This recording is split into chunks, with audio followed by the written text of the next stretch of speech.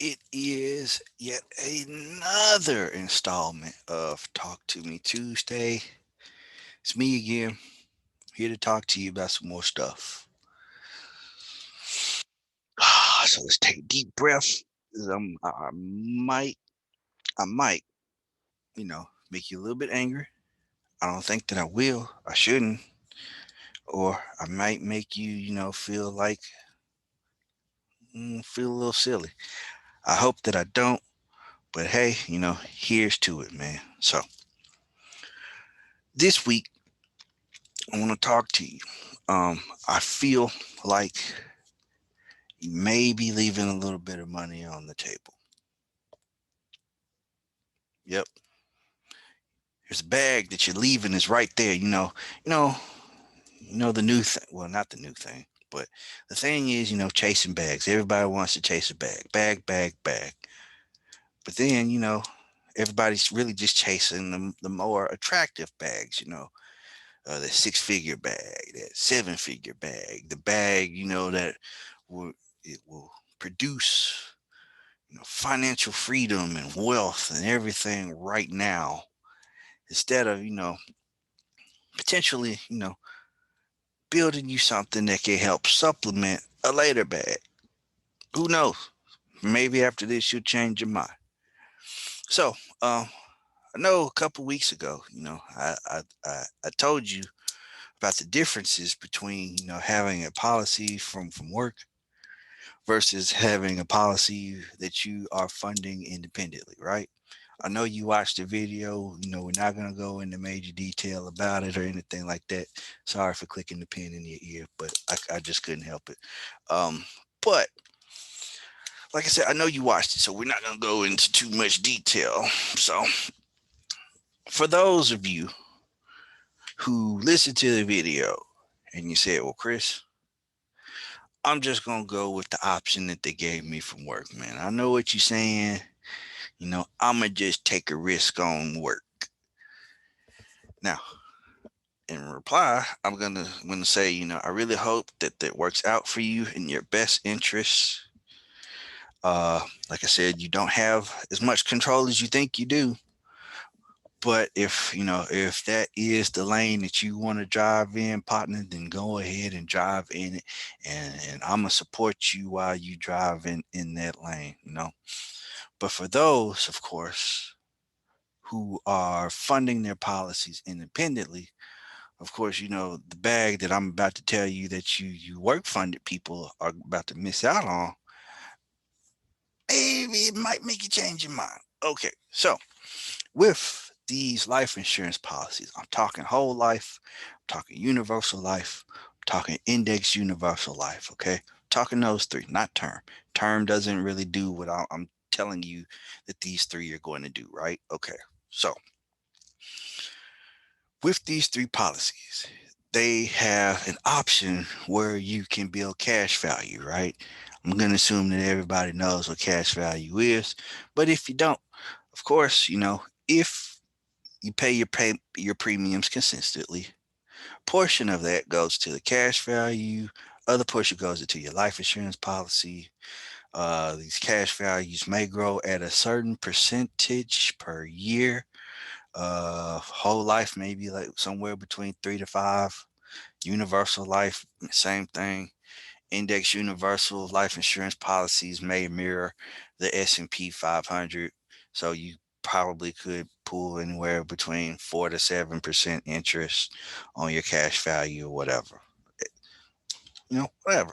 So if a person were to, I don't know, put their residual income just into that nest egg, and you build it over several years. You build it and you build it and you build it. Of course, you got your things on the side, okay? I'm not saying just do this one thing, but I'm saying you can have the attractive bag that you're chasing over here, and you can have that real estate bag that you got over there. You can have that taco and wing truck bag that you got over here. But then, of course, some of that stuff might dry up. Okay, you may be super successful mogul or whatever, and you make enough money to live off of, or however that's going to go for you, there's still that one bag that if all of that never happens, there's that one bag you don't need to ignore. And it's the bag that you can build with the cash value of your life insurance policies. Now, if you have a policy through work, there may be an opportunity where these policies are, they're building their own cash value. You may have to talk to someone within benefits to see. But then, of course, you run into the issue: do I get access to that cash value? Can I have access to it now while I'm still working with you guys? Or if I transfer ownership when I leave, do I have access to it then? You should. But if it's still in control of your employer, you probably don't. But that's the thing that you want to check into. These are questions that they should have the answers to, or they should be able to find. However, if you had your own policy, you wouldn't have to ask these questions because you would already know because somebody told you. So, like I was saying, you're leaving the bag behind, right? If you don't know the answers to those previous questions, you could be leaving the bag behind. It's important for us to have something cooking right now. I mean, yeah, I know you got your IRAs. I know you got your 401ks, your Bitcoins, your Snoopy coins, or your snake coins, or whatever it is that you got going. I know. Trust me, I know. But you still want to have this one going too, just in case all of that dries up, just in case you lose a massive amount of that. At least you have something that you could pull from, something that you could put your money in, and you're not losing money. They try to scare you out of diversification, and they say diversification's for chumps, for wimps, for people who are scared. But I don't see what's wrong with diversification. Having a little bit over here, a little bit over here, a little bit over there, then it all comes together, and then it's just one big old meal. It's like Thanksgiving, but it's for your money, but what do I know? But hey, if you don't take anything else from this, okay, like I said, you work funded people. I'm still trying to convince you, man. You need to get you something that you're funding yourself, unless you're okay with leaving money behind. Also, with the whole building the bag thing, of course, depending on who you talk to, the best way to get generational wealth started, or get it continued, is of course using life insurance. So if you only around here, you can have more than one policy. I don't know if anybody's ever told you this, but you can. You can stack them. Like, the thing that I don't understand a lot of times is the music that we listen to, right? They tell you it's never too much money. What's the amount of money that that you'll be okay with stopping at? And they always say, man, I'll never stop making money. I want all the money. Now, of course, the money that I'm talking about, of course, you got to buy it. But of course, I mean, how much money is too much money for you to pass down? Is there a number? If there is a number, why is there a number? Like, if you want your people, if something were to happen to you, you're okay with just, paying for the funeral and that's it.